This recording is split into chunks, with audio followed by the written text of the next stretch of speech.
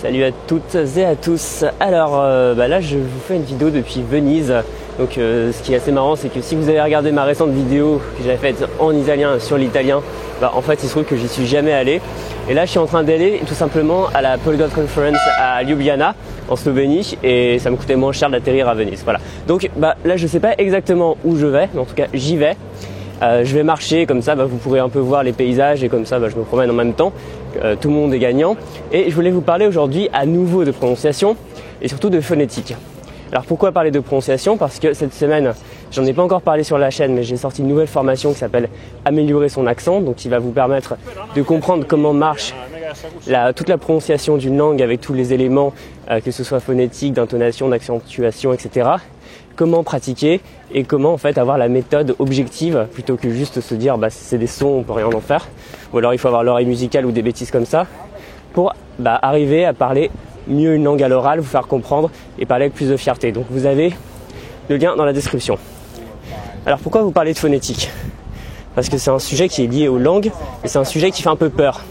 Et pourtant, je considère que c'est une des premières choses qu'on devrait faire. Quand je commencerai à apprendre une nouvelle langue, je vais commencer vraiment par l'étude de la phonétique de cette langue. Pourquoi? D'abord parce que, plus que le vocabulaire, plus que la grammaire, la prononciation c'est vraiment un élément où on peut prendre de mauvaises habitudes. Et donc pour vous éviter ces mauvaises habitudes, je vous conseille de vous pencher sur la phonétique. Et j'en parle par exemple pas mal dans mes coachings en anglais ou autres. Et c'est la première chose que je vois quand j'en parle. Et je sais que ça suscite de la répulsion parce que la phonétique, pour la majorité des gens, c'est quoi? C'est le tableau d'alphabet phonétique international, cette espèce de gigantesque tableau de consonnes suivi d'un presque aussi grand tableau de voyelles. Et quand on voit ça, on se dit non, c'est pas fait pour moi. Moi, je suis un apprenant lambda. Je veux juste parler anglais, espagnol, italien, etc. Je veux pas me farcir des signes bizarres avec des noms bizarres. Et je sais même pas quoi en faire. Enfin, qu'est-ce que vous voulez que je m'embête avec ça? En fait, je vous conseille de vous embêter avec ça. Parce que non seulement la phonétique, c'est pas si compliqué, en plus ça peut vraiment vous aider à mieux parler une langue. Alors, que pouvez-vous en faire? Tout simplement, faire une analyse et regarder quels sont les sons qui existent dans votre langue cible qui n'existent pas en français. Ça, c'est fondamental parce que ce qui va vous poser problème, c'est pas les sons qui existent en français. S'il y a un P, un B, etc., vous le savez, vous le connaissez déjà. Ce qui va vous poser problème, c'est des sons que vous n'allez pas forcément bien entendre. Parce que notre oreille est ainsi faite qu'à partir de 6-8 mois, il y a une période où l'oreille d'un être humain, donc d'un bébé, va se fermer aux sons qui ne sont pas présents dans sa langue maternelle. C'est-à-dire qu'en fait, un bébé, il naît avec toute la potentialité de parler toutes les langues du monde avec un accent natif parfait. Mais il y a un certain âge où, entre guillemets, ses oreilles se ferment, c'est-à-dire son cerveau se ferme à ces nouveaux sons. Et après, il devient beaucoup plus dur de les entendre. Et si vous entendez mal des sons, vous allez les reproduire de travers. C'est souvent ce qui arrive, ce qui a pu m'arriver d'ailleurs. C'est que vous pensez entendre bien un son, mais vous l'entendez de travers. Vous pensez bien produire un son, mais vous le produisez de travers. Jusqu'au moment où en fait, soit les gens vous comprennent pas, soit ils vous disent je comprends, mais par contre ce son tu le prononces un peu bizarrement. Et d'ailleurs c'est ce qui se passe quand des mots passent d'une langue à l'autre. Ils changent totalement de prononciation. Et à la fin, on les reconnaît plus très bien, mais ils ont juste pris une autre prononciation. C'est comme plein de mots français qui ont été prononcés par les Anglais, qui sont maintenant des mots en anglais, qui s'écrivent quasiment comme en français, mais qui se prononcent de manière très différente. Et là, je crois que j'ai fait une erreur parce que je suis arrivé sur une rue super peuplée. Et je vais essayer d'en sortir le plus vite possible pour pouvoir faire cette vidéo. Donc voilà, première étape, c'est d'abord de vous demander quels sont les sons qui n'existent pas dans votre langue cible, et regardez tout simplement à quoi ça correspond sur le tableau phonétique. Pourquoi je vous en parle? Parce que finalement, à moins d'apprendre une langue hyper bizarre, hyper difficile, même si je pense pas qu'il y ait de langue réellement difficile en soi, vous allez avoir un certain nombre limité de sons qui n'existent pas en français, et une fois que vous les avez identifiés, la liste elle est finie. Et comme ça, vous pourrez regarder la transcription en API, c'est-à-dire l'alphabet phonétique international. Et ce qui est super puissant avec cet alphabet, c'est qu'il est aussi décorrélé de l'orthographe. Parce que l'orthographe, elle est souvent traîtresse. Demandez si vous avez des amis qui apprennent le français, s'ils s'en sortent facilement, sachant que un mot qui se prononce O, ça peut être H-A-U-T, E-A-U, ou O-H point d'exclamation, ça peut être tout ça à la fois. Donc voilà, donc le français c'est un bon exemple, l'anglais c'est un super bon exemple d'une orthographe qui vous dit absolument rien, vous savez pas du tout où est placé l'accent tonique, c'est-à-dire la partie du mot sur laquelle on va appuyer quand on parle, et vous savez pas du tout, hop, je vais essayer de passer par une petite ruelle, et vous savez pas du tout non plus comment se prononce tel son, comment se prononce telle lettre, est-ce que telle lettre se prononce ou est-ce qu'elle est muette, c'est-à-dire il y a des lettres qui ne se prononcent même pas, etc., etc. Donc en fait, si vous apprenez seulement la langue en partant de son orthographe, vous allez essayer de deviner. Donc souvent, ça peut être facile. Je sais pas, en italien, c'est relativement facile de savoir comment se prononce un mot, mais vous savez pas forcément où mettre l'accent tonique. C'est pas toujours indiqué. Parfois il y a des accents, parfois pas. Et donc, ça c'est un ensemble de choses que l'alphabet phonétique international va vous dire et que l'orthographe vous dira pas. C'est pour ça que même si vous fait peur, même si ça vous semble être un truc fait par des linguistes pour des linguistes, ce qui est un peu le cas, c'est vrai, en apprenant simplement à vous en servir, eh bien, vous pouvez déjà en fait savoir avec beaucoup plus de précision comment va se prononcer votre langue cible. Et comme ça, vous pourrez, quand vous regarderez dans un dictionnaire, savoir exactement comment se prononce tel mot. Et c'est vrai que, par exemple, surtout dans une langue comme l'anglais, si vous essayez de deviner juste en lisant, parce qu'il y a des gens qui lisent énormément, donc ils ont un très bon niveau d'anglais écrit, donc quand ils lisent, etc., ils comprennent très bien.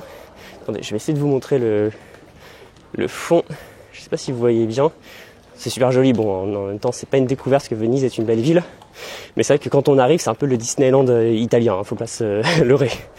Donc, c'est pour ça que la phonétique à mon avis c'est magique. C'est quelque chose qui peut faire peur parce que ça n'a pas été conçu pour être utilisé par des apprenants lambda. Ça reste un outil linguistique qui est quand même pas facile d'accès ou qui va vous donner des mots bizarres du style consonne uvulaire, consonne fricative, etc. Ou voyelle mi-ouverte. Il y a plein de termes un peu étranges. Mais en fait, ces termes, ils sont pas non plus anodins parce qu'ils vont vous dire exactement quel est le point d'articulation, c'est-à-dire l'endroit dans la bouche, je sais pas trop où je vais essayer d'aller par là, l'endroit dans la bouche où se forme un son et comment il se forme, c'est-à-dire comment est-ce qu'on bloque l'air par exemple avec la langue. Et ça c'est super puissant parce que vous allez savoir exactement comment faire. Donc voilà, c'est pour ça que je vous recommande d'utiliser la phonétique. Vraiment ce qui est drôle quand on arrive dans une ville, qu'on se balade et qu'on n'y a jamais mis les pieds, bon en tout cas c'est une très jolie rue, je continue par là. Donc, encore une fois, il n'y a pas que l'API, mais il y a aussi d'autres transcriptions. Par exemple, le pinyin en chinois va donner pas mal d'indications sur la prononciation. Même si d'ailleurs, j'ai pu voir que ça se prononçait pas du tout comme c'est écrit. Si on essaie de le lire à la française, on est totalement à côté de la plaque. Mais ça va vous donner, par exemple, les tons. Alors que si vous connaissez pas sur quel ton vont caractériser le mot, parce qu'en chinois, il y a des tons qui montent, qui descendent, etc. Ce qui donne le côté très, très chantant de la langue. Si vous savez pas, c'est pas l'orthographe, c'est-à-dire l'écriture chinoise qui va vous le dire. Et il y a plein de choses comme ça, comme l'accent tonique d'ailleurs, qui est indiqué par l'alphabet phonétique international ou une autre transcription qui va venir en complément. C'est pour ça que je vous conseille, attends, c'est un peu sale, c'est pour ça que je vous conseille de regarder quels sont les sons qui n'existent pas en français, qui sont présents dans votre langue cible, d'en faire le catalogue, de savoir exactement comment ils se prononcent, de vous entraîner à le faire. Et à la fin, vous allez déjà, rien que comme ça, améliorer votre prononciation, avoir une prononciation qui est plus précise et vous serez plus compréhensible parce que finalement c'est ça, une prononciation précise, c'est une prononciation que des locuteurs natifs vont comprendre et au lieu de vous faire répéter, ils vont dire d'accord, j'ai tout compris, il n'y a pas de souci. Alors que si vous vous plantez dans des sons, ce qui peut très facilement arriver, si vous mettez le mauvais accent tonique ou un truc comme ça, ou si vous faites par exemple une voyelle courte ou une voyelle longue, une consonne simple ou une consonne double, les gens vont juste pas comprendre, ça peut faire des quiproquos, ça peut faire des choses un peu bizarres qui vont ralentir la communication et qui font que vous n'allez pas pouvoir vous exprimer, ça va être frustrant. Et surtout, encore une fois, tout ce qui est lié à la prononciation et l'accent de manière générale, c'est lié à quelque chose de très fort d'un point de vue social. Donc, avoir une bonne prononciation, c'est faire une bonne impression. C'est-à-dire, si vous allez devant un recruteur et qu'il vous fait répéter sans arrêt, il va s'énerver. Si vous avez, même avec un petit accent français, c'est pas très grave, honnêtement, presque on s'en fout, mais une prononciation qui est fluide, qui est claire et que vous parlez assez vite avec aisance, là, ça va l'impressionner. Et là, il va se dire, cette personne parle ma langue, passons à la suite. Alors pour vous y aider si ça vous intéresse, j'ai sorti récemment une formation sur le sujet qui s'appelle Améliorer son accent, dans laquelle je donne tous mes conseils pour arriver à mieux prononcer toutes les langues. Sachant que moi j'ai jamais été très bon naturellement, donc vous savez que je suis parti du bas au niveau de la prononciation. J'ai dû un peu apprendre à réfléchir à comment faire, parce qu'il y a des gens qui y arrivent très simplement, ils entendent la langue et ils la prononcent bien, comme ça ils savent déjà faire les sons. Il y en a d'autres qui le font pas très bien comme moi, et du coup j'ai appris à faire ça, et je vous donne en fait toutes les techniques que j'ai conçues à ce sujet pour améliorer votre prononciation, pour surtout la travailler au jour le jour, parce que savoir prononcer un son c'est une chose, arriver à le prononcer rapidement dans tous les contextes c'en est une autre, et surtout arriver à parler avec plus d'aisance, plus de fierté, parce que même si vous faites quelques petites fautes, à partir du moment où vous avez confiance en votre accent, généralement ça passe beaucoup mieux parce que vous allez oser parler. Alors que si vous avez peur de votre accent, si vous pensez qu'il est tout pourri, vous allez vous bloquer, vous allez vous auto-censurer, ce qui est dommage parce que par conséquent vous n'allez pas pratiquer. Voilà, en tout cas il y a le lien dans la description, elle sera disponible jusqu'à ce dimanche 28 octobre, si je ne dis pas de bêtises, j'ai pas le calendrier sous les yeux, comme ça ça sera la session de ce mois-ci, je pourrai répondre à vos questions. Je vous dis à très bientôt, moi je retourne dans Venise, je sais pas où je suis mais je finirai par trouver mon chemin, et dans une prochaine vidéo, certainement à Ljubljana, j'espère, pour la Polyglot Conference, et on se revoit très bientôt. Salut.